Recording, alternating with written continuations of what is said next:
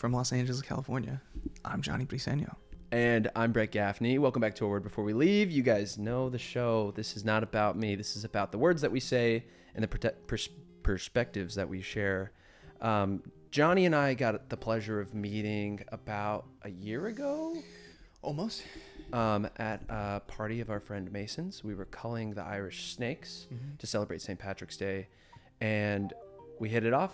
We're both from Kansas City. We didn't know each other in Kansas City. Johnny's a little bit older than me. Johnny, how old are you? 27? About to be 28. Yeah. About to be 28. When's your birthday? December 5th. December 5th is coming up, guys. It is currently pre-Thanksgiving, November. What's today? 12? 13? Today's 12? the 12th, the 13th? I don't know. My phone doesn't say 12. 12. So this is A Word Before We Leave, the show about the words that we say and the people we bring into our lives. Everyone has a perspective and philosophy that matters in this world, and it is our job and duty to understand others so that we may understand ourselves better. That is why we do the show, that is why we listen to the show, and that is why you are joining us today, because Johnny's words could teach us something about ourselves. We're going to use Johnny's life story, perspective, past, present, and future to shape a clear picture on what true life is for everybody. Johnny will start off with Word of the Day. It is a lovely segment just to warm us up and get us in the headspace to do the interview. Are you ready? Yeah. Today's Word of the Day is brought to you from Merriam-Webster's Dictionary. This is not sponsored. One day it will be. We say that every time, but one day it will be, just not today. Today's Word of the Day is abide. That is A-B-I-D-E, and Merriam-Webster's example sentence is, if someone cannot abide, their definition is, if someone cannot abide someone or something bad, unpleasant, etc., they cannot tolerate or accept that person or thing. Abide can also mean to accept without objection and to remain or continue. Their example sentence is, I just can't abide such blatant dishonesty. Now it is Johnny's turn to make up a sentence using the word abide appropriately, and then I will, and then we're in the show.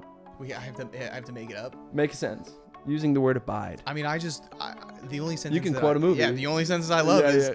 the dude abides. The dude does abide. That's a Big Lebowski reference. Yeah. I was thinking the same thing. I know. I was gonna ask if the. I can't take your Sam Elliott quote. Sorry. This tea is crazy, by the Isn't way. it? What tea is this? Cinnamon, cardamom? It's cardamom and cinnamon. Yeah. I want to talk about cardamom for a second. Oh, I can sprinkle in abide into my cardamom sentence. The taste of Fruit Loops abides in the scent of cardamom. I think it's cardamom, right? Oh God. I don't know. No, I think you're right, actually. So the taste of Fruit Loops abides in the scent of cardamom, and cardamom comes from a tree. It's tree bark. Is it? Mm-hmm. I didn't And know it smells fruity. That's why they put it in Fruit Loops. It's also used in Earl Grey tea. So if you're having Earl Grey tea and you're like, why does this taste or smell like Fruit Loops? It's because they have the same citrus bark in it, which is cardamom. Cardamom comes from a citrus tree. Interesting. And it goes well with cinnamon, hence the tea. It's delicious. I had this tea.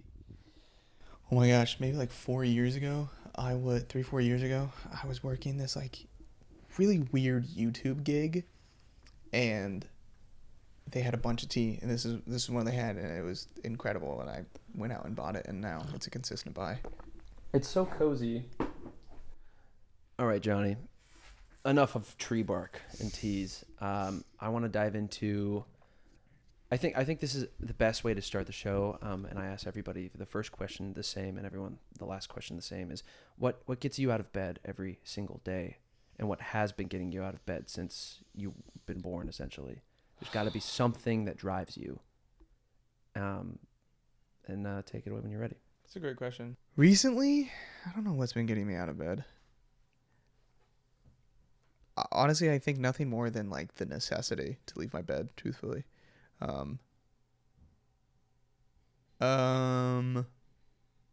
This morning it was that. I stayed in it a little longer. Truthfully, right now in my life, there's no like continual.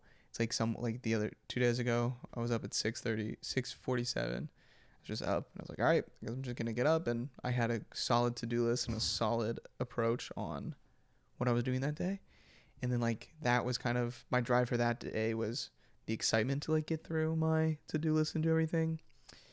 Today was much slower. Today was just a like gradual, like I should get up. Brett's coming over now in like 2 hours. I should eat something and brush my teeth at some point and shower and get ready. And throughout my life, yeah, again, I don't know if there's been like one continual thing or through line. I think it very much does kind of vary day to day or moment to moment on what it is that day that's pulling me. When you were growing up in Kansas City, was there maybe a consistent desire for your future? No. Really? No. No ambitions, goals. I just was having fun. I always enjoyed things, and I always worked on the things that I was enjoying. But it wasn't until my freshman year when I started acting that I was like, this is what I want.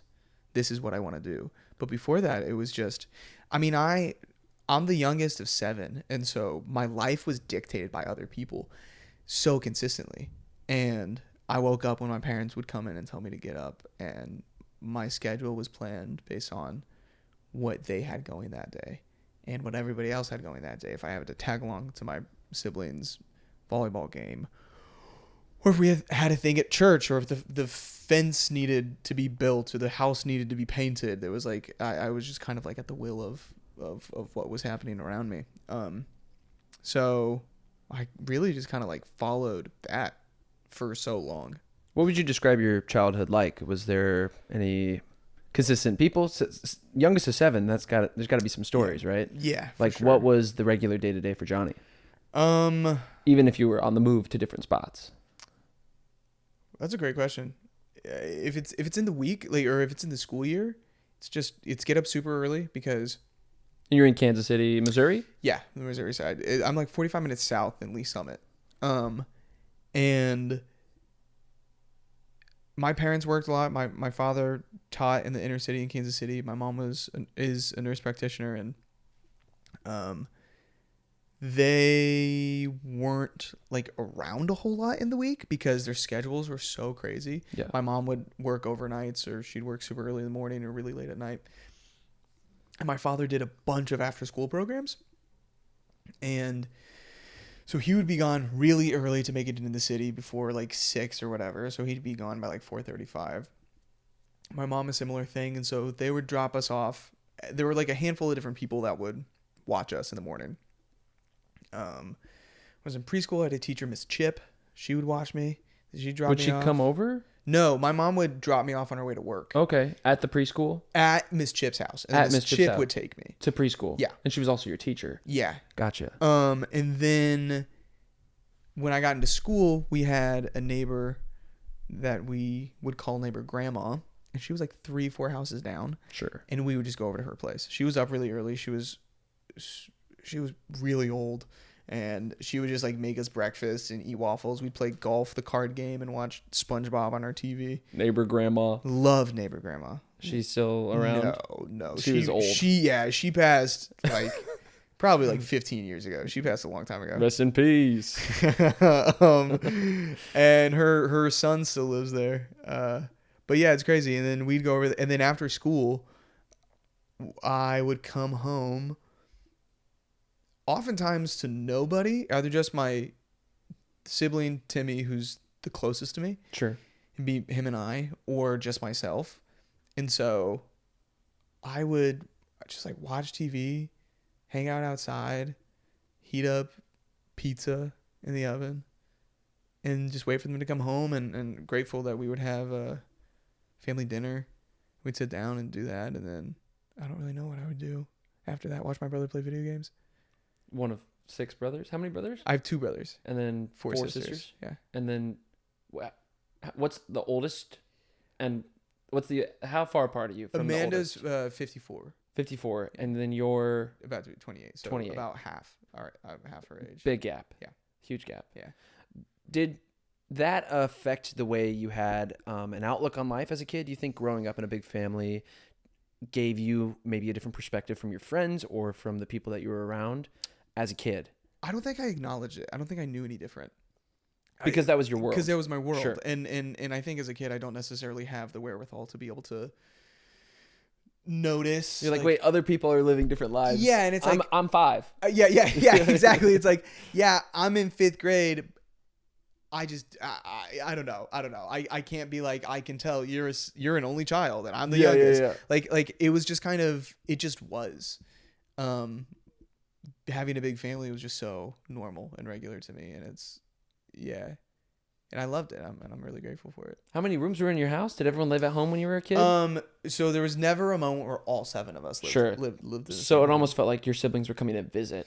Or I'd go to their see place them. because they lived in town or a town over, and so I would go stay with them a bunch. And you were just a boy. Yeah, and I'd be with my sisters. Allie and Amanda lived together for a really long time, and my nieces and nephews pretty similar in age to me. So we would just stay at their place a bunch. So too. you were the uncle of kids your age. Yeah, I have a niece who's like, probably like 6 years older than me. What? Yeah, That's insane. I know. I feel like your niece would consider you the nephew, 100%. even though you're technically the uncle by lineage. Yeah.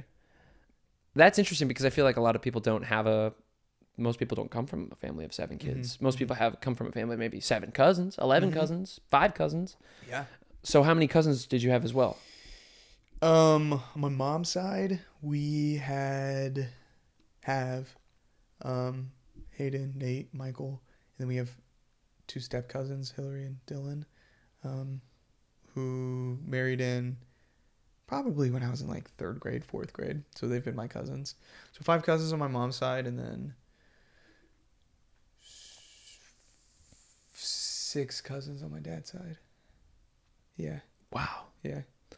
Tell me a time that you remember vividly from your childhood, a memory, a story, something that when people ask about what it was like being a kid, you can just immediately be like, oh, I remember that. Doesn't matter the context, but I think what comes to mind will matter more for the future and rest of the interview. Yeah. The kids on my cul-de-sac, really. That honestly was such a huge part of my childhood. We're neighbors to the north side of our house. It was Karina and Julio, and then on the south end it was Mac and this dude Phoebus was down the street, and Patrick was behind us, and Dan and Hannah ended up moving in, and then it's me, my brother Timmy, and my sister Emily, and Steven was also behind us, and we would all just hang out all the time. We'd play poker. We would play As kids? Yeah, dude, as children. Karina and Julio had poker sets, and so we would just set up and like for hours. Are you in a basement, a garage, a backyard, in the street? Deck, garage, basement, street, all of it. Just like wherever we found ourselves that day. You were just tossing cards. 100%. Gambling. 100%. Not for with money, fake like money. Yeah, but Monopoly money, essentially. Yeah. Quarters. Yeah. If we do that, there's a huge field. Because I lived at the end of cul-de-sac, so there's a huge field right behind the Salazars that we called Daffodil Meadows, but there were no daffodils there. You're like, that's Daffodil Metals. Yeah, I know. Like, there's Daffodil Meadows. There's no daffodils. There's only, I can't even, dandelions. But that's where we played baseball. It's where we played football. There's a creek at the end of it that led into a pond that led into a lake. And there's the woods back behind the creek. And so that's true. That's just all we did is spend so much time outside, so much time playing. We would open up the garage and put up Mario Kart with the N64 on a TV, and we just go rounds in that, play basketball, do everything. Sure. Yeah. What was school like? Was school hard? No, I wasn't good at it. I didn't try really. School was always a social thing for me, just to go and hang out. I love talking to people, love making friends, and so that's all I did. It was just make friends with everybody, talk to everybody. Sure. But the schoolwork I never prioritized. It was never what I cared about. At what age did you start taking an interest in maybe auditioning for a play or joining a drama club or doing theater? I think because you said freshman year, you discovered acting. Yeah. So what led to that? got to middle school. Our middle school is only 7th and 8th grade. Yeah. So 7th grade, I saw the musical that they did, and I was like, that is really cool. What was the show? They did Aladdin. Nice. They did Horton Hears a Who. Aladdin was 8th grade. Okay. They did Horton Hears a Who, and this dude Easton, who was in my science class, was JoJo. Yes, he was JoJo. And I saw him do the musical, and then I was talking to him in science. I was like, it was just so, it was so cool to me. I don't know what it was, but it opened up something in me. I thought it was awesome. And he was always trying to get me to audition for the next musical, and I didn't. Can you sing? Yeah. Nice. But I'm not like, Are you like a baritone? no, I'm a tenor, but It's not your best trait. It might be like it's number 2. okay. Acting is 1, singing is number 2. I'm a So capable dancing's singer. 3. Dancing, I don't even know where it would be on that list. Sure. That's not for me. Dancing's goofy. But he tried to get me to do the musical. I didn't do the musical. He did Aladdin. Super White was Aladdin. It's Missouri. And then at the end of the year, they do this thing called the award show. And it's like a variety show. And there's singing, there's dancing, there's acting. And then that's when they announce like the dean's list and the principals, whatever it is. And it goes up the night before the last day of school for all the parents, and that's where the actual awards happen. And then on the last day of school, the 8th graders watch it in the morning, the 7th graders watch it in the evening, or at the second half of the day. It's a half day. You leave. And I don't know how or why, but Easton really like prompted me, and I auditioned for it, and all I wanted to do was acting, but I got singing and dancing, and then I became the main male dancer for all of the dance numbers. And I was like, this is not what I do. This is not what I want to do at You're all. like, what the heck, guys? I wanted to act. You're like, I don't want to dance. But I fell in love with it. It was so fun. It was so fun. I was in rehearsals for the first time and hanging out with all these people in a new way, and got a taste of that. And so then this dude, Estevan, who was going into his senior year, and I was going into my freshman year, I guess 8th grade, his junior year when we met, he was one of the choreographers for it, and we just became bros. And so that summer, hung out with him and all of his friends, and they made a lot of video. They just like shot a bunch of stuff. Like and YouTube so, videos? Yeah, and so then we shot a web series and then I started acting and doing that in the web series that summer. So this is when film came into the picture? And this is when film came into the picture. Film and so acting. then because of that, when I got to high school, because he was in AVT, what is it? The video classes in high school. Oh, like video announcements or Yeah, like whatever the video class is. it's oh god, it's killing me. The it does start with an A. Right?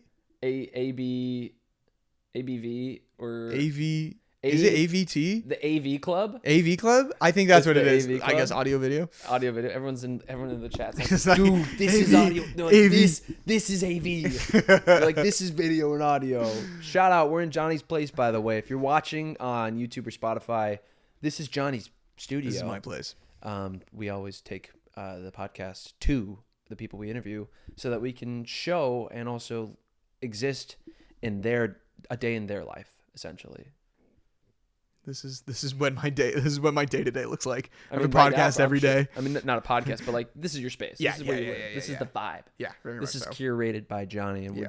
we're just guests in your life right now. Always happy to have you. But so you're in the AV club. I wasn't, but You're he the was. buddy though. Okay. And that's where like all their assignments are to make short films and do all these things. And so then going into high school, because I did that with Estevan and he was like the senior of that group, I just did like everybody's short film in high school and I loved it. So I was just in them all the time and I learned a lot about that.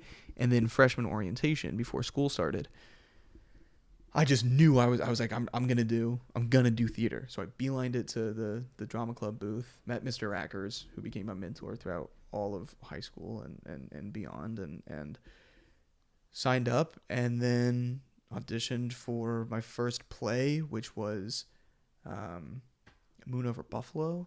Never seen that play. I didn't get it. It's a farce. It's so fun. But I remember being so annoyed. This is freshman year of high school? Yeah, freshman year of high school. I didn't get a call back, and I was so bummed. I was pissed. I was like, how do I not get a call back for that? That's crazy. Yeah. I'd never done anything really. Yeah. And then You're like, I'm dripping with talent. yeah, I know.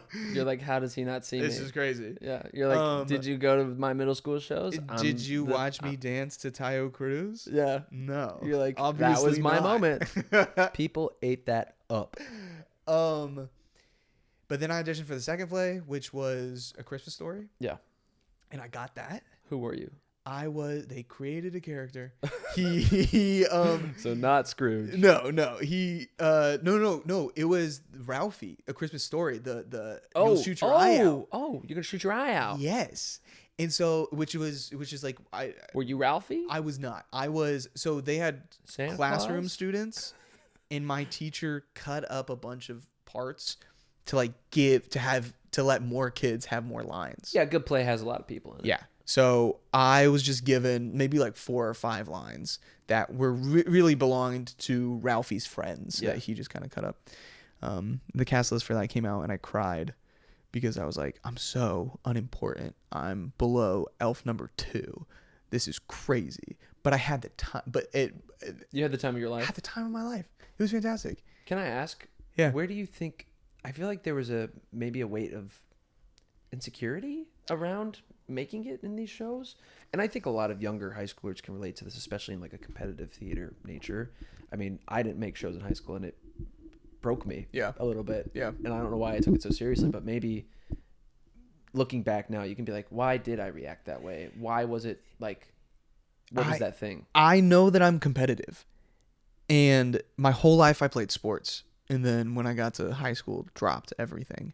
And my whole family is a pretty competitive family. And I want to be the best at the thing that I do. Not to be like number one. I've since, released that and I'm fully aware like there's a playing field of like that's objective, especially in our field. But like at the time, and especially with sports, you can kind of be statistical, be like, I'm the best at this, I'm the best at this, I'm the best at this. And I wanted to be as great as I could be. And so I just wanted to be like number 1. And then to be the second to last person on the cast list, I was like, that makes me so angry, which is silly looking back at it. And I don't really harbor as much of that now, but also again, like also being the youngest and like being the youngest is 7. Like I had to fight for so many things. And so I think that transferred over, but with theater and acting specifically, it was the first thing that was mine, really. All my clothes, my toys, my games, everything were passed down to me from my interests, the music I listened to, any of that. It was given to me by my siblings. And so this and movies, because I like really dove into movies when I was maybe 10. I found IMDb and I was like, this is insane. Yeah, like there's a whole database of things I've never heard of. I know. And so I used to just go down the top 250 list, and I didn't know what a good movie was, but I was like, this is number 1 on the list. Shawshank is number 1, so I guess this is a good movie. So I'm like 10 years old being like, yeah, Shawshank, Godfather, masterpieces. You're just repeating the IMDb top 250. That's all it is, and I'm just watching them being like, yeah, this is good. I mean, they are good. They are good. Objectively and subjectively, they're great. But I had no idea. I had no idea what it really was. The critics would love you. They'd be like, "Oh, he gets us." So what is your favorite movie? Back to the Future. Nice. 100%. All 3? It goes in order. 1, 2, 3. Yeah. So your top 3 are 1, 2. Oh no, like my top 3 movies of all time. Sure. No. Lay it on me. I mean, you could do top 4 if we're Letterboxd fans. If we're Letterboxd, I think my Letterboxd right now is Back to the Future, Before Sunrise. I think The Social Network's on there. Are you a Fincher fan? I am, but I said that with opinions. I like are you Fincher. a Fincher fan? No, I actually love Fincher. Yeah, he's fantastic. I am, but I love The Social Network more than I love Fincher, if that makes sense. Like, I love The Social Network because it's The Social Network. He's dialed in. He's so locked in. Mark! He's dialed in. He's dialed in. Oh, is he? I think the other one I have on there is The Breakfast Club. When I was in middle school. Good movie. John Hughes. Fantastic, dude. Incredible. I went through a huge 80s phase. Same. Yeah? Yeah. Did you? My favorite movie is Ferris Bueller. Is it? Yeah. Gosh, it's so good. I love all the time. This is one of my favorite quotes where he has the clarinet. He's like, Right? He's never just- had one lesson. That's exactly how it goes. That's so Dude. good. I could quote that movie all day. Oh, dude, all day. People tell me I give Ferris Bueller. People are like, you got a Ferris Bueller vibe, and I'm like, thank you. Did you grow up watching it? Yeah. Well, my dad wouldn't show it to me until I was in high school. Okay. He did that on purpose because he always knew I was gonna love it. Yeah. And then I watched it, and then for 2 years, it was the only thing I would come home from high school or come home from play practice or musical practice or rehearsal, and then I would watch Ferris Bueller and eat dinner and snack and do my homework. Yeah. So for every day for like 200 to 300 days in a row, I watched Ferris Bueller. Did not miss a day. That makes me so happy. So I've seen it like 400 times. That is Back to the Future. That's for great. me. That's exactly what it was. I found it in 5th grade. This dude, Keegan, from my baseball team, came over one day. His dad painted Xboxes for a living, and I thought that was so sick. That is sick. And he showed me Back to the Future, and we didn't get to finish it. And every time I saw him, I was like, "Are you coming over? Are you coming over so that we can watch Back to the Future? When are you coming over so we can finish Back to the Future?" And I ended up, I became obsessed. I had to have every poster, every shirt, everything for it, and there's still, I don't know how much of it is around my room. I'm trying to see if I can see anything Back Right to the now. Future related. There's a hoverboard that's over there, Is underneath my turntable. It's a really small one. It's magnetic, so it floats. Wait, I see it. Yeah. I see it. That's awesome. I've got all the vinyls that are over there. My DeLorean is, I think, in my closet. Interesting. I love it. I love it so much. But yeah, I did the same thing. So I think this is a great time to go on to our second segment. I mean, it's our first segment, but second segment, not word of the day. This is wordplay, and it's a game that I play with every single guest, and it's the classic. Everybody on the show is like, I can't wait for wordplay. I'm going to play along. People play along, I've been told. Oh, and sick. people get upset when we get the word too fast. The last few guests we've been synced, and so the rules for the game are simple. I'm going to count us down from 3, and then we're going to say a word at the same time. I love this First game. word at the top of your mind. Rules are simple. Try to avoid names unless it's super obvious. Don't repeat words we've said in the past, and no talking about where we're associating our words. Sure. We talk over ourselves, which is magical in a podcast because people... You're not supposed to do that in a podcast, and that's why I do this game, because I don't like rules. But there are rules to this game that we have to abide to. Nothing in the room. Abide. Oh, word of the day has made it back to wordplay. Anyways, nothing in the room, nothing we've spoken about, random word that comes to your mind. Let me know when you're ready. I'm thinking of a word as well. Yep. I got a word. All right. 3, 2, 1. Maple. Ethereal. Ethereal and Maple? Maple and Ethereal? ethereal. Maple and ethereal. Connect with me, Johnny. Maple and ethereal.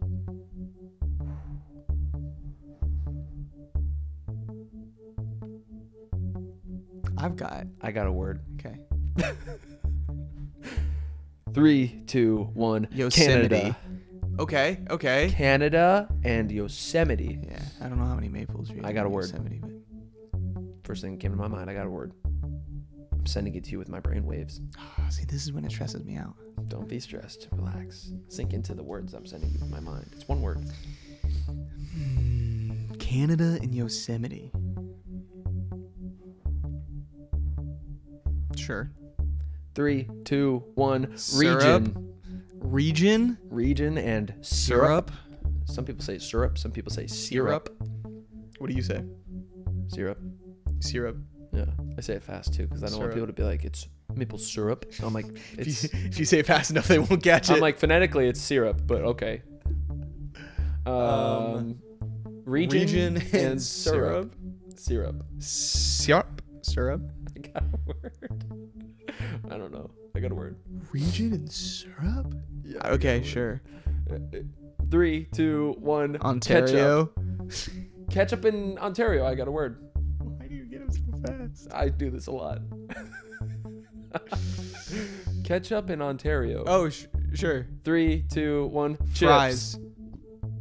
We were thinking. Same Yeah, concept. yeah, but they call them All right, chips. I got something. Chips and fries. 3, 2, 1. Fish. There Boom. we go, baby. That was wordplay. Today we ended on fish. Fish. And now we're back to the show. Yeah, wow. Love that game. I love that game too. There was a fly that just I know, dude. I've bumped had me to, in the face. I've had to. If you look up there, I have to plug holes because the downside of this apartment is that This is so Hollywood. There We're in are- Hollywood, by the way. we are in Hollywood. We're in East Hollywood.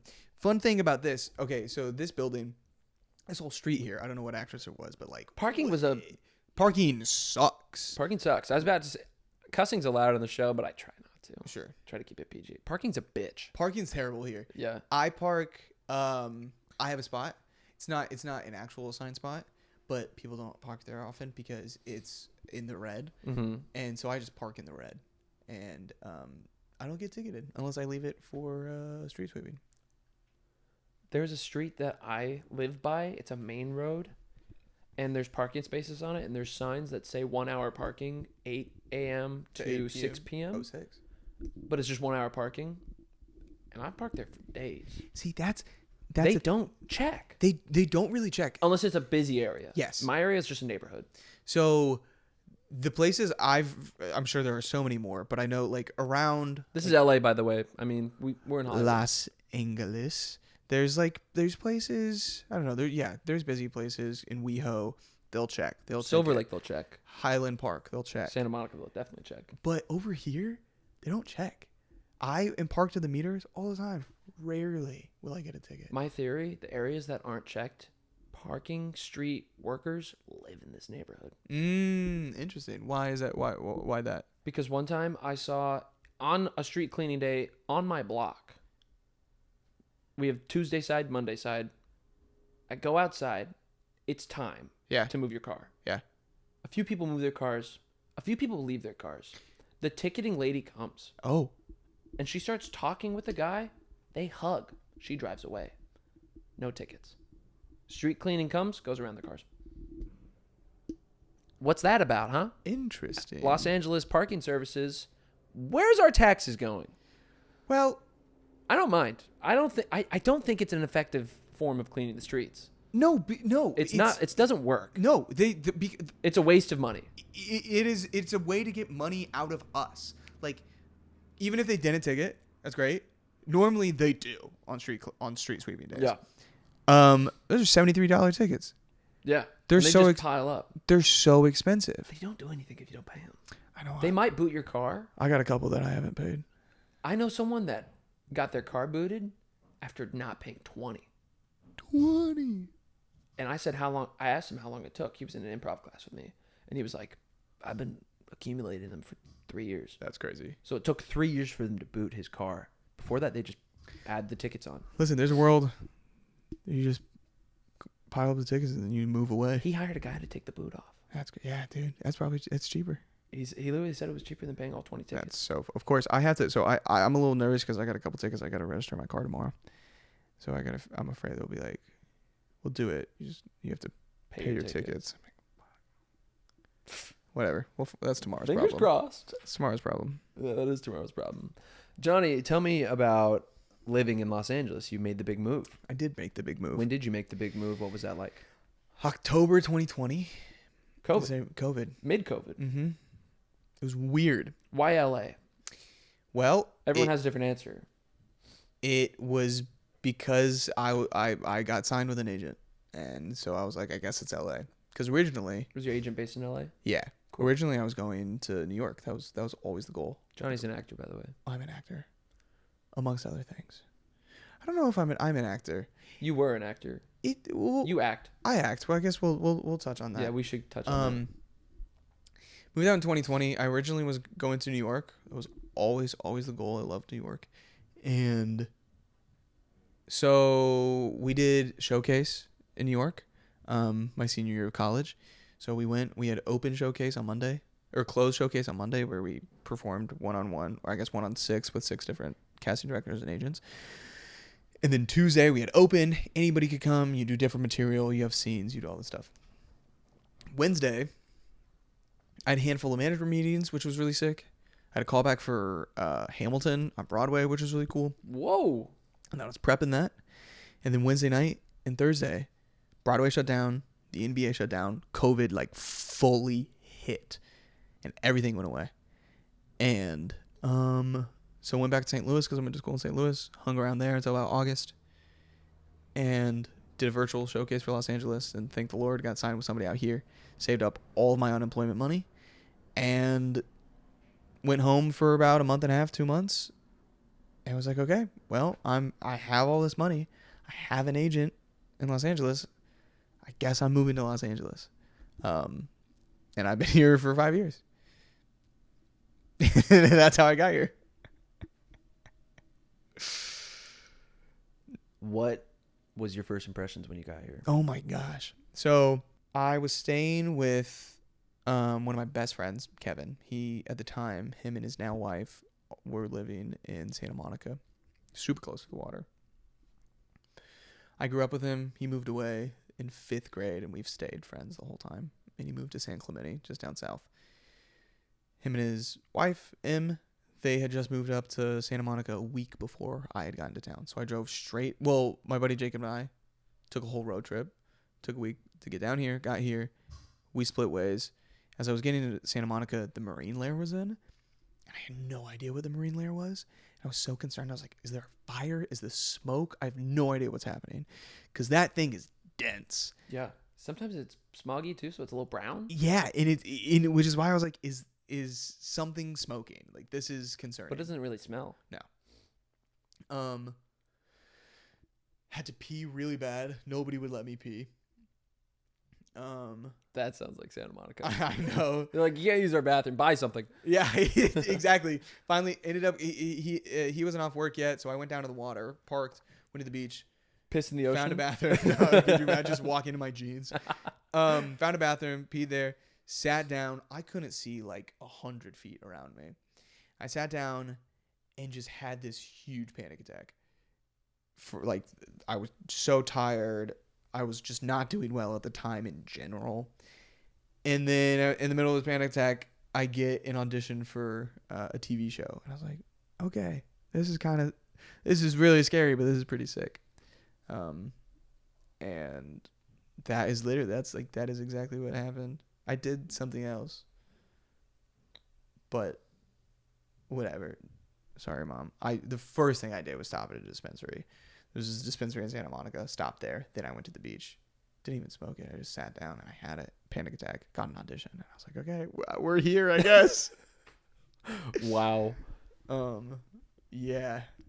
Yeah, and that was literally the first thing that happened in LA, which is crazy. Looking back at that now compared to the 5 years that you've just lived through, so much can fill the gaps in 5 years. So much can happen. Mm-hmm. So much change can occur. I can't imagine who you were when you got here compared to who you are now. Let's talk about what has changed in your desire of acting. What has changed within you?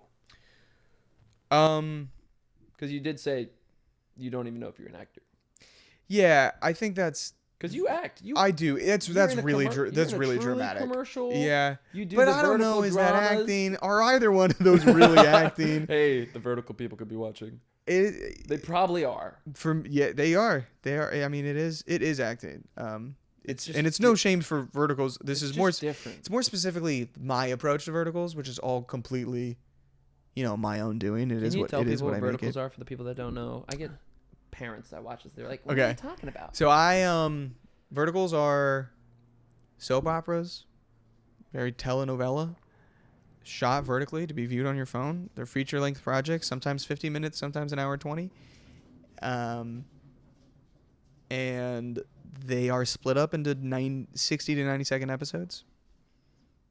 And they're on apps. They're on apps. You can get some free episodes on social media, but then you go to the apps and watch it. And you can pay to get the full series.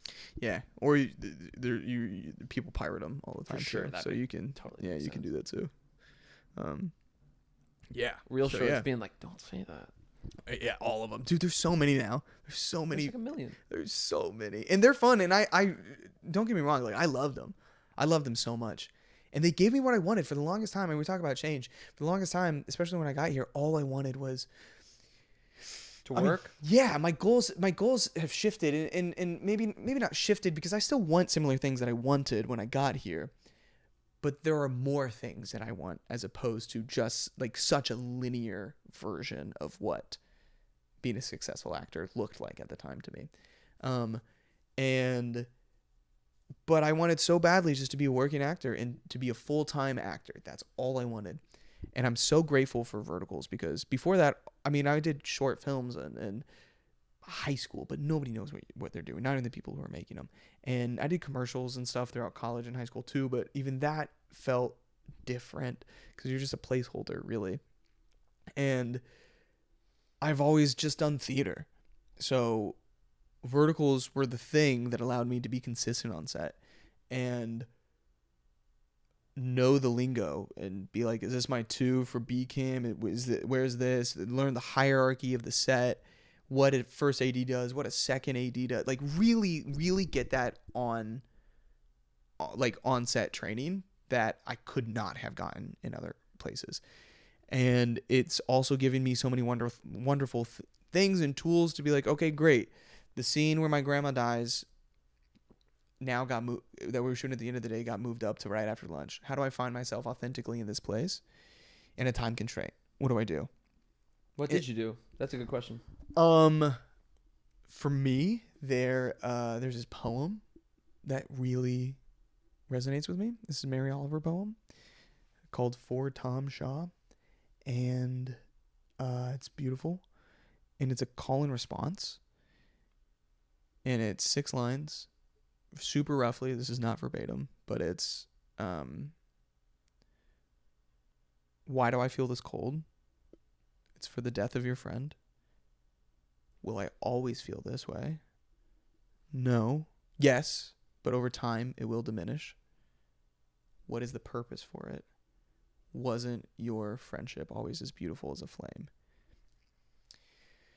So I just recite that. And I just sit with it. And now, granted, this is when I'm in a time constraint, when I don't have the ability to like sit and really get in character. So it feels cheating. It feels like cheating a little bit, but it's what I need to do, and it's effective, and it gets me there. And I'll just sit with my eyes closed and recite that. And recently I found on other verticals when I have to get to that place, something that really resonates with me within that is just inherently I kind of view this image of myself in this white void, and whoever the voice is, sometimes it's God, sometimes it's myself. It's always so comforting.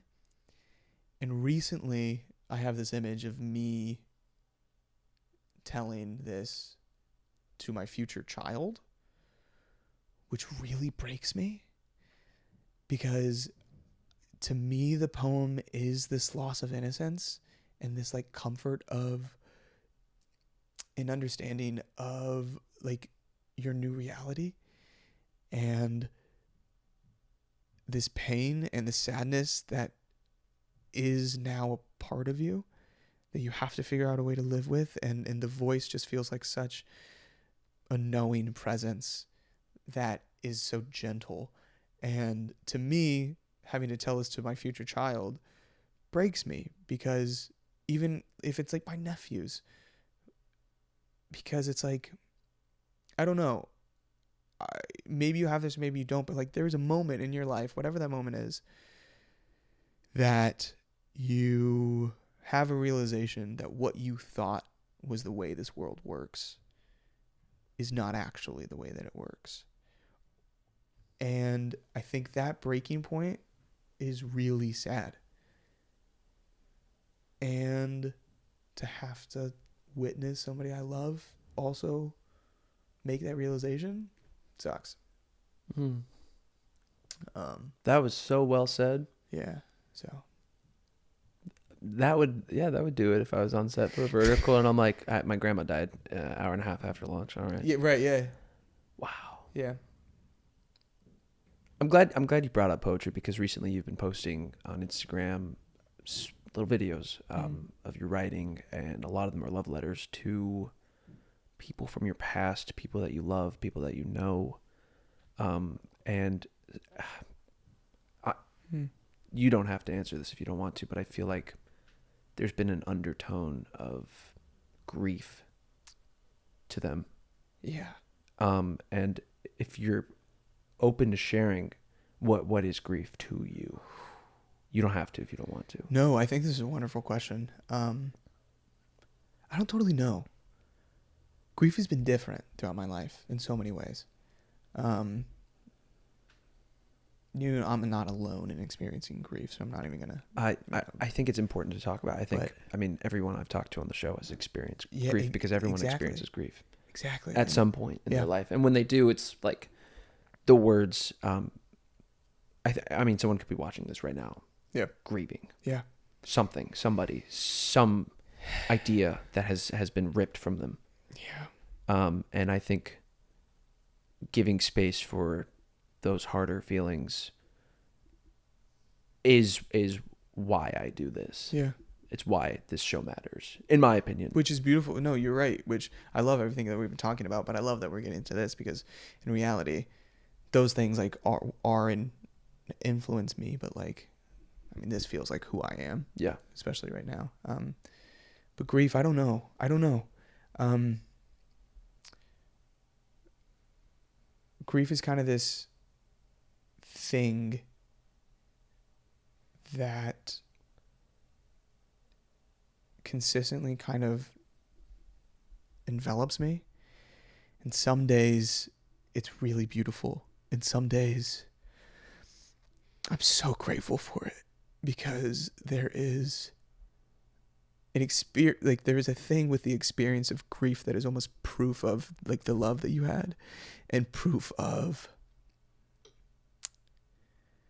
this person.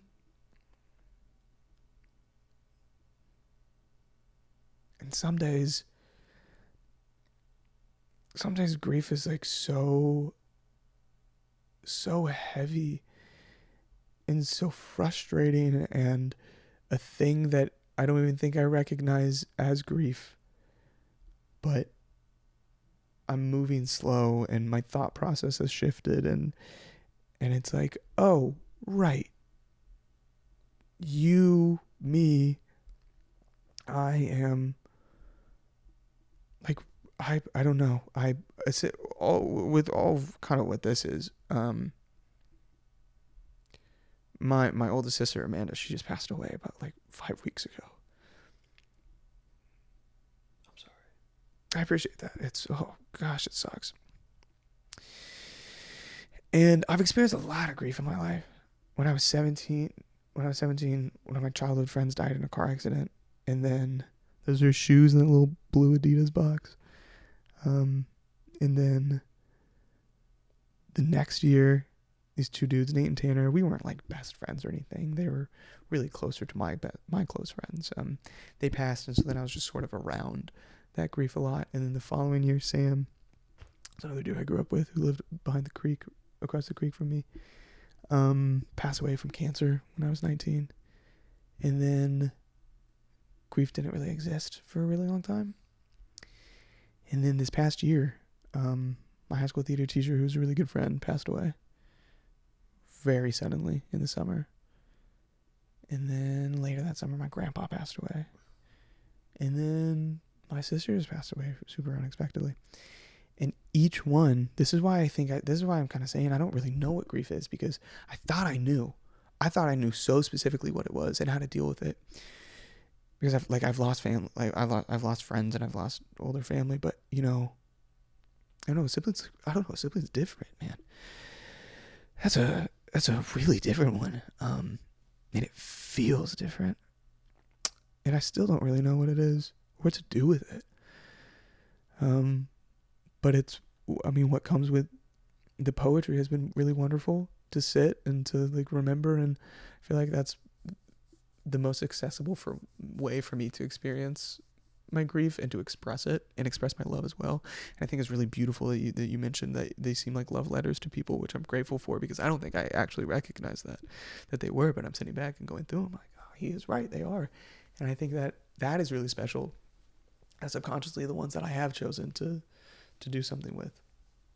People are my Filled with passion, love. you Yeah, know. 100%. I've been told I take things too seriously at times, Yeah. especially when it's like people I don't necessarily know on a deep level.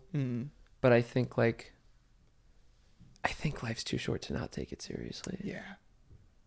Some people say the opposite. Someone's like, "Oh, life's short. Don't take it too seriously." But I'm like, I need to take everybody serious because 100%. I want to be taken seriously. I want to be respected. And I want to care. I want to care. I want to share your grief. I want to be present with you while you are experiencing the breadth of life. Yeah. I agree. Life is not easy. No. It's not supposed to be. I don't think so. No. And we're not singular in it. No. Like, it's not easy for anybody. But, and it's also everywhere. yeah. And it's moving. And I think if you get caught, I think grief has this magical gift that it presents, which is it really opens you up to what needs to change. Yes. Yes. The craziest thing, these past 2 months have been the most intense of my life. And this is what I've been saying, that I feel like I've just been beaten to a pulp in this experience of, like, I feel like God has just stripped so many things from my life to kind of show me what is staying and the importance of what stayed, and highlighting the things that need to leave. And I'm not grateful for the things that I've lost, but I am grateful for the love that I've been shown within it and what he's allowed me to learn inside of it. And the discernment within it and the ability to maneuver through that. I don't know where I was going with this, but I mean, you're right. Like, it highlights what's got to go. And recently, all I've been doing is focusing on what I want and just being like, you know what? Which is why the whole acting thing feels like it's a little on the back burner, because for so long it has not fueled me, and I can't keep giving to things that aren't giving back to me. It drains. It's exhausting. There's, like, life is too short to not take that shit seriously. Yeah. Yeah. One of my favorite quotes in regards to things being taken away is emptiness is the start of something new and for you. What do you mean? Sorry. Say that again. Emptiness is the start of something new and for you. Yeah. Yeah. When things get taken away, it's making space For what's to come. Bingo. And what you need. That's the only, that right there, that sentiment is like the only thing that I feel like is what's getting me. That's the thing that's getting me out of bed. If we go back to it, this understanding, Callback. that of, like, 100% of, like, all this stuff, there's so much removal, but it's so that I can receive the thing that's waiting for me. I have to believe that, because if I do not believe that, I'm gonna go crazy. Yeah. There is no alternative, because if it's like, if I don't believe that, then I believe that my life is just shit, and these things happen to me, and this is what my life is. Which, one problem after another. 100%, which is a thing I believed for a very, very, very long time. It's a very nihilistic, pessimistic view of life, Which then perpetuates. It's very dangerous. Yeah. It very much, the reality you believe in is the reality you live. I agree wholeheartedly. And only recently has my body believed that. Have I seen that in the opposite sense? Because all I ever did was tell myself that, like, kind of like, I am my sadness and I am my grief. And like, what if you weren't? right. What if you were just experiencing these things? Yes, and I am not these things, and it is not a label I have to carry, but just something that's happening, and I am separate from it, and I have my grief, and at times I am my grief. Sure. But I am so much more than those things, which has taken so long to recognize, because I mean that truly, like, that's the biggest thing is the view of myself and how negative my self-talk is sometimes, and really was for years. I would make mistakes, and then I would just like be like, I am those mistakes. That's who I am. That thing that I did, that's who I am. The people that I hurt, that's who I truly am. And I believed that about myself for a really, really, really long time. And then I find myself in situations that reflect that back to me. And then because I believe that, I'm moving through my day-to-day with that belief, and my actions are based in that belief. So then the things I'm doing, it's a cycle. And then it's like... It's a feedback loop that sets you up for failure. Exactly. So then it confirms your bias. Yep. On your own thoughts about yourself, which shapes you into something maybe worse. Oh, unless you definitely choose worse. to work through it. And I think grief is the reset. You know, grief comes right when you need it. So back in mid-September, cousin was in town. We go to my car to go watch Thursday Night Football. Car got hit. My car got hit when it was parked. Totaled my car. Lost my car. So I was like, well, that sucks. That's crazy. So I bought a bike. It's a good bike. It's a nice bike. I bike. I love it. It's so fun. I don't bike as much now because the first day I used it, wrecked it, fractured my big toe in 2 places. So then I was on a boot for like 5 weeks. Can't bike with that. Can't bike with it. So don't have a car. I can't bike. That felt like it was really, getting stripped. And then, personal relationships and personal life. We had talked about that. Like things were unraveling there and coming to an end. And then my sister passed away. And then I got back here. And this kind of crazy story. This crazy thing happened and experienced this dude literally like in my hands almost die. Yeah, you told me about that. And that's crazy. That was crazy. Crazy Insane. story. That's a story for another podcast. Insane. Right. He's alive. He tried to jump the fence. Impaled himself. Yeah. Hit an artery. He hit an artery. Yeah, just blood everywhere. And blood everywhere. And but literally... you saved his life. You called. I pushed on the wound. Yeah, he essentially, I guess briefly, so we don't spend a lot of time. Literally, I heard screaming, ran out. I was like, "What happened?" Like, call 911. Call 911. I grab a towel and jump over. I take his, because he's in a button up and a suit jacket. I take his shirt off so I can figure out where his blood is coming from. He's got this like puncture wound under his arm. So I'm just pressing as hard as I can to get this bleeding to stop, and paramedics come take him. No idea what happened to him. I ran into the other dude the other day. Like 3 days ago. Did he say hello? Yeah, because he was talking to my neighbor David, who lives right back here, and I was like, oh my gosh. He goes, we were just talking about you. I was like, how is he? He's like, he's alive. Great. Crazy. But like all of these things, there was just so one after another after another. And I hit a point where I was like, I don't know what I'm supposed to do. I can't do anything. But you did everything. You did it. Yeah. You got through all of it. Yeah. I don't know if I'm through it, but you're still going. Yeah.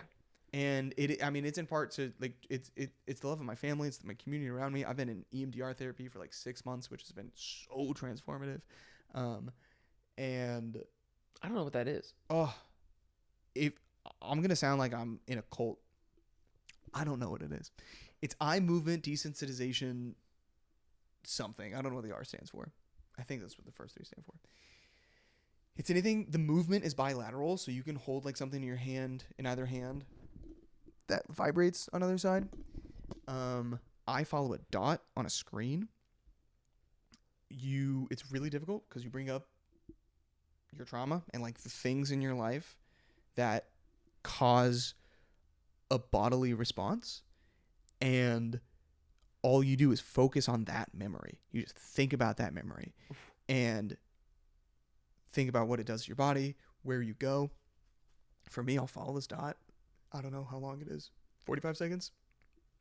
90 seconds? 2 minutes, no idea. Follow that dot, just let your mind go, and then it ends. And my therapist's like, what came up? And then I just talk about the thing that came up. She's like, okay, cool, follow that. You go again. You do that for like 30, 45 minutes. And you're just like retraining your brain to actually process that memory, to regulate your nervous system, so that when these things pop up, you don't have the kind of debilitating response that you normally have. You're able to actually process it and work through it. And I've been in therapy since I was 17. It is the only form of therapy that I feel a mental shift in my day-to-day. That's amazing. It's crazy. I love it. So that's been so helpful. Sure. It's given me so much clarity. Just the ability to name it. Yeah. And to be separate from it. Yeah. Yeah. You ready for another segment? Let's go. And then we'll move into the final questions. Let's go. This is new to the show, as always, because I try to do the third segment more catered to the people I'm interviewing. This is going to be word poem. Oh, yeah. And we're going to swap some sentences back and forth and try to shape that into a poem. You'll start and you'll also close. Okay. I'll kind of just bounce it off. There's no like parameter to this. It's just, we'll feel it out. Whenever you're ready. One sentence at a time.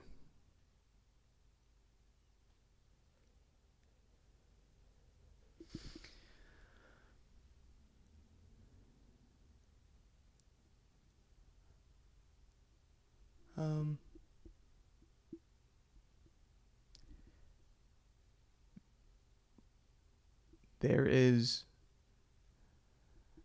comfort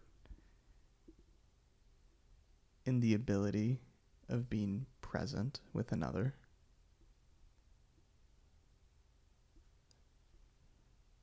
Yet I find myself thinking of others.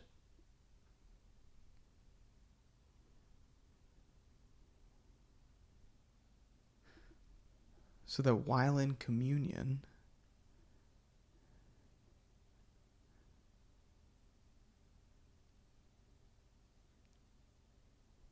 with this counterpart, my mind still drifts. I find my thoughts create more thoughts that show me where I've been, where I'm going,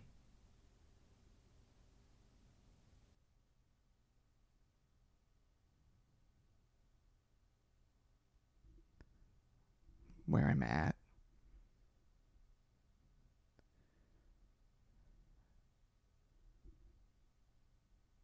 What I want.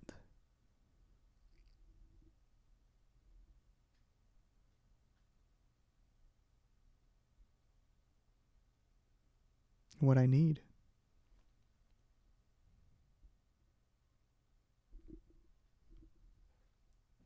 There it is. That's it. That's word poem. That's it. That was beautiful. Let's go. That was good. Yeah, there's a good. I wanted to present a little bit of a problem on the second sentence to see if you could turn it into something, and you did so well. Of like, I sent a contradiction because I said yet, I know it was being present, and then I said you're with other, you're thinking away. Yeah, I'm thinking of something else, someone else. I know, and I was like, okay. And you bounced that off beautifully. I know. I was giving you a little problem to solve, and you solved it. I know. I was like, okay, so we are being present, but we're also not being present. So how do we then, move through that? That was good. Yeah, that's cool. Johnny, how would you help somebody that is struggling right now? What would you tell them?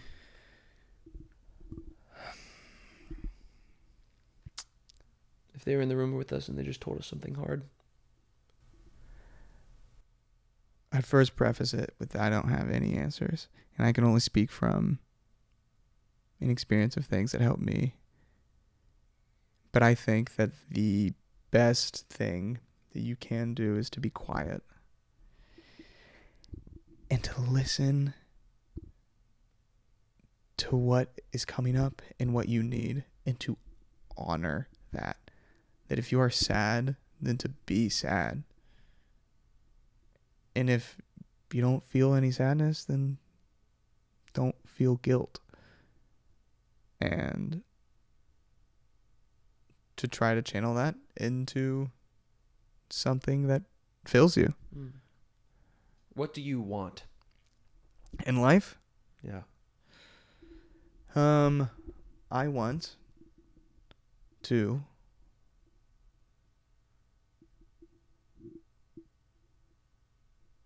give and receive love. I think is probably the overarching thing, and whatever that is, and that breaks down to creativity, to family, to community, to everything. But I think like the base of it is just being in constant practice of honesty of self and others, and giving and receiving love, and just feeling good, baby.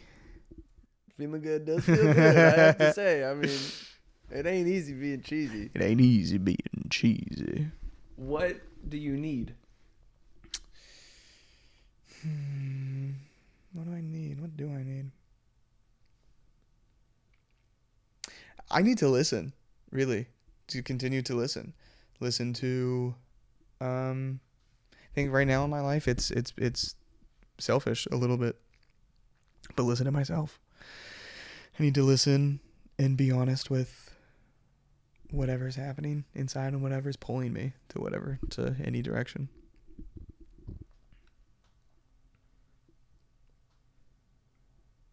What do you think is coming? Something good, I hope. I think very much a shift is coming. It's truly what I think is coming is finding myself in a space and positions that I've always wanted myself to be in, that I haven't really put in the work to find myself in. And I think this next year is going to be really, really fruitful and be really great. And it's cool because I believe it, which is rare. Your words are powerful. Yeah. The words you put out there are the words that'll come back. Exactly. So don't put out bad words. Don't do it. Johnny, is there an ideal age you want to live to? You got a magic number? Anything in the late 80s. Yeah. 90s feels a little too much if I'm healthy. If I'm a healthy 90, hell yeah. My grandpa's turning 90 this year. Is he? Yeah. Is he a healthy 90? He is. Then there you go. A healthy 90 is fantastic. That'd be great. What are your thoughts on dying for you? On dying? Death. I'm not talking about people around you. I'm talking about you. Yeah. You think about mortality. You think about 100%. The Great Escape. I think the release. I think sometimes I don't think about how I will die, but I question what it is some days of like what my death will be.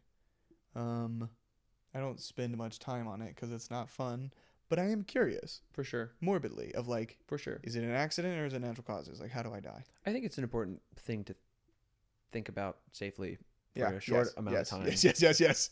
Here and there. More so just to know that it is going to happen. Yeah. Everyone's going to die. Yeah. Terrible. Oh, yeah. But also, it has to happen. Yeah. And it will. There's no avoiding it. It will happen. Do you think anything happens afterwards? You Yeah. believe in afterlife? I do. I don't know what form, truthfully. I Okay. believe in the afterlife. I grew up Christian and I have my Bible and I believe in heaven, but Same. but I feel guilty saying this, but I don't know if I so much believe in like the golden paved road so much anymore. I don't know why. Pearly gates. Yeah, the pearly gates. I actually do believe in those. Weird, strangely enough. None of it makes sense. St. Peter. None at of the this top. makes sense. No this is golden all- road, but pearly gates. Yeah, Clouds. this is all vibes based. St. Peter with a book. He's like, let's go over your life. But Did you make the cut? I do something I hope, and something that has always given me comfort is I have so many questions in life, and so many questions about life, and about things that we'll never be able to know, and about the beginnings, and about the Bible, and about all these stories, and about Give me your number one question. oh, What would you ask at deathbed? You passed. God comes up to you, says, "You get one question. What are you asking?" tell me the history of the whole world until it implodes. I'm sure you could. I'm guessing there's a timeline, right? But I want to know what happens. I want to know the After? inner work. Yeah, I want to know the inner workings. What else is You want invented? the truthful timeline. Yeah, like what else is created? What are the things that humans do or destroy? Like what events happen? And then You care more about the universal, less about like how No. many hairs were on my head in my entire lifetime. yeah, that one doesn't really get me. I think it's more like where in my body is my soul? Does it like I think that's Is it in the whole thing? I think it's in the whole thing, right? I don't or is know. it a ball? I don't know. I don't know either. I don't know. I feel it. I think It's got to exist. feels There's like this- it's in my chest. I don't know where it is in that House of Light. There's a Mary Oliver poem about the soul, and she's essentially just like why do I have a soul but like this deer doesn't? And I think that's a really beautiful question. Yeah. I don't know, maybe stuff like that. I just want to know. And I've always like when my friends would pass and I was really young, the thing that would comfort me is I would continually tell myself, well, they just got all the answers. They just learned everything. All the questions I have, it's like a reward in a sense of you just get all of the answers. And that's not based in anything other than like that when I was 17 just really gave me comfort. Yeah. And I've ran with it. And it makes me so happy to think that once I pass, I'll just know everything. If you could ask advice from 80-year-old Johnny, what piece of advice would you ask, and what do you think he'd say? Space-time continuum, safe. Safe. Nothing's gonna happen. I guess what's the thing that you wish you did? And what do you think he'd say? Ideally, I did everything I ever wanted. Good But answer. most likely it's probably stretching. Stretch more, everybody, Yeah. so then you can fulfill Johnny's 80-year-old. future. So then he can actually just say, "I did it all," I did it all. I stretched. and then every he day. does it. He does a All toe the touch, way a down. toe touch right in front of you, and you're like, "Yes." That's impressive, old me. That's crazy. And be gentle with this one. Okay. If 8-year-old you came to you now and asked for a piece of advice, what do you think he'd ask, and what would you say today? Space-time continuum, safe. He would probably ask something along the lines of a social status thing, most likely, or like what we're doing or what we have. And would you actually answer that, or would you just give him advice? Some people I would just do advice. Give him advice because because I'm sitting here, I'm like, how do I quantify the things that I feel and have? Like, it's not tangible. 8-year-old me isn't gonna be able to comprehend that. He's gonna be like, "Where's our babies?" Yeah, I'd be like, oh, dude. You're like economy, dude. You got to learn about the economy before you think about babies. Bro, just wait until you see the cost of the price of living. Yeah. Cost of living when you're older. You're like, I pay a lot of money for rent. You know taxes? You're gonna. No. You're gonna. Exactly. Yeah, I'll probably just give him advice, and it would be the advice just to like be present with people, like really not worry about the way you look or seem to people, and to just unashamedly love what you love and who you love and what you do. Just stick to that. And that's it. Are you ready for the final question? No. They never are. They never. I guess sometimes they're like, "I'm looking forward to it. Get me out of this interview," and I'm like, "Yeah, I got you." I just don't know what it is. Johnny Briseno, Mm. would you care to share a word before we leave? You can say more than a word. A sentence is preferred. What do you want to say to the world before you die?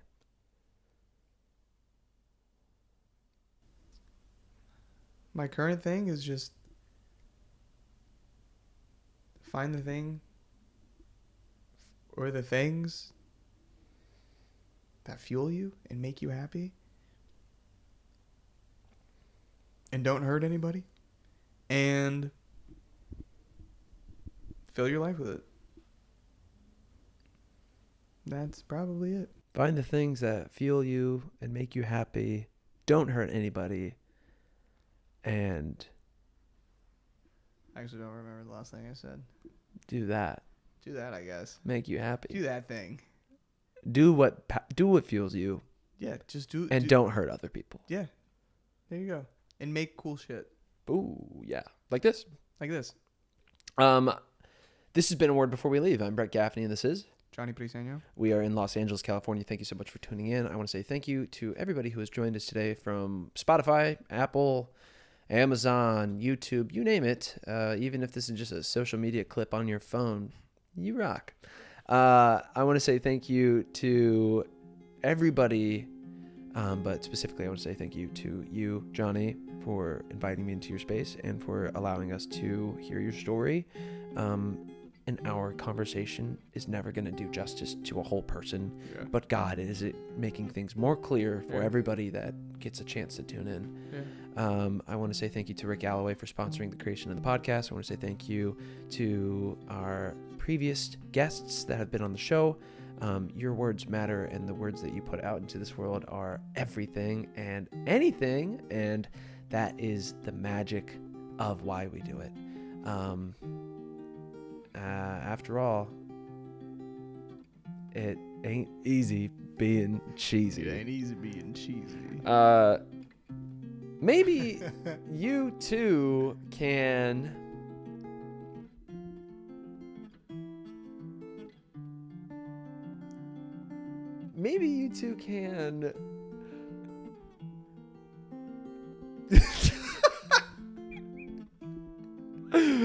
Oh, I got it. Maybe you too can write a poem today. Oh, there you go. I'm Brett Gaffney. I need to close a door, but we don't have a door in frame, so we should close. Can I open this window and Open then it up shut and close it again. And that's how the show ends. It's just a fun way to end an episode, because ending things is so hard. Ending things sucks. Ending things does suck. Oh, you locked it. Like I said, ending things is hard. Here we go. Let's go. It's like a tail Good slip, shit, man. technically. That's why I do it. Wow. All right.